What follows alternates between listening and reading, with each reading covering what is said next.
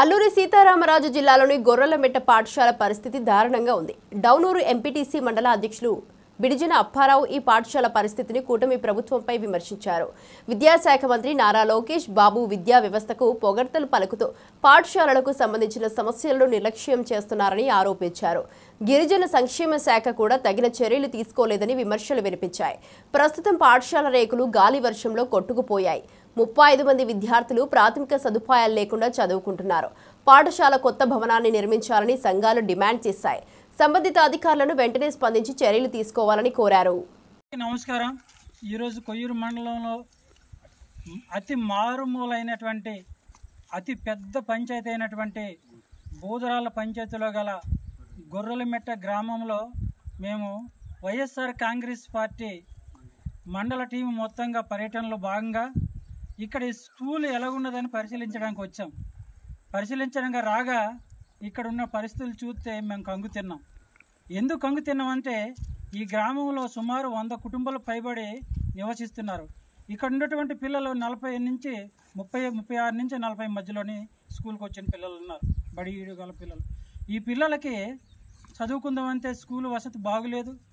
అయితే ఏం చేయాలని ఉద్దేశించినప్పుడు ఇక్కడ ఉన్నటువంటి గ్రామ పెద్దలు అందరూ ఒక ఆలోచన చేసి ఇక్కడ ఉన్నటువంటి వాళ్ళు ఏదైతే మరి దేవుడిగా పూజిస్తారో దేవాలయంలోని మరి చెప్పుకోవాలని ఉపాధ్యాయుడికి చెప్తప్పుడు మరి ఆ దేవాలయంలో స్కూల్ నడపడం జరుగుతుంది.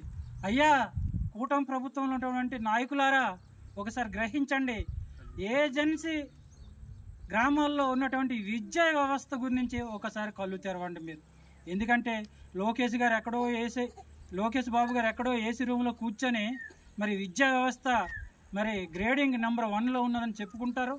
అయితే ఏజెన్సీ గిరిజన శాఖ మంత్రి అయినటువంటి గుమ్మాడి సంజయరావు అమ్మగారు, మీ గిరిజన యువకులు ఎలా చదువుతున్నారో ఒకసారి ఆలోచించండి తల్లి. మీ గిరిజన వ్యవస్థ ఎలా ఉంది? మీరు చూస్తే ట్రైబల్ అడ్వైజర్ కమిటీ కూడా వేయలేని పరిస్థితులు ఈరోజు ఉన్నారు. అందుకు ఈ యొక్క బూదరాల పంచాయతీలో ఉన్నటువంటి గ్రామ ప్రజల మేరకు ఈరోజు ఈ స్కూల్ని మా యొక్క టీం మొత్తంగా సందర్శించడం జరిగింది. ఇప్పటికైనా గిరిజనులు అనేవాళ్ళు ఎర్రోలు కాదు. మీరు గిరిజన యొక్క విద్య అభ్యసించినటువంటి ప్రతి ఒక్క రాయితీని కూడా ఇచ్చి గిరిజనులకు మరి మేలు చేయండి. గత ప్రభుత్వంలో చూసుకున్నట్లయితే విద్యా వ్యవస్థ అనేది మరి వైఎస్ జగన్మోహన్ రెడ్డి గారి ప్రభుత్వంలో మరి గోరుముద్ద కాడి నుంచి పీజీ వరకు వసతి దీవెన అన్ని దీవెనలు కూడా సక్రమంగా అందుతుంది.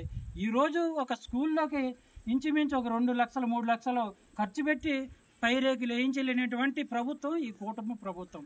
అందుకు ఇక్కడ ఉన్నటువంటి గిరిజనులు అందరూ కళ్ళు తెరవాలి. ఏదైనా అభివృద్ధి చేయగలిగితే ఈ జగన్మోహన్ రెడ్డి గారి ప్రభుత్వమనే అని గ్రామాల్లో ప్రతి ఒక్క ప్రజలు మేమనడం కాదు, ఇక్కడ ఉన్నటువంటి గిరిజన ప్రజలు పిల్లలతో మొదలుకొని ప్రతి ఒక్కరు చెప్తున్నటువంటి విషయం. తప్పనిసరిగా రాబోయే కాలంలో మీకు అతి తొందరలో స్థానిక సంస్థల్లో మీకు బుద్ధి చెప్పాలని మరి ఇక్కడ ఉన్నటువంటి గిరిజనులందరూ కోరి నెమరుకుంటున్నారు.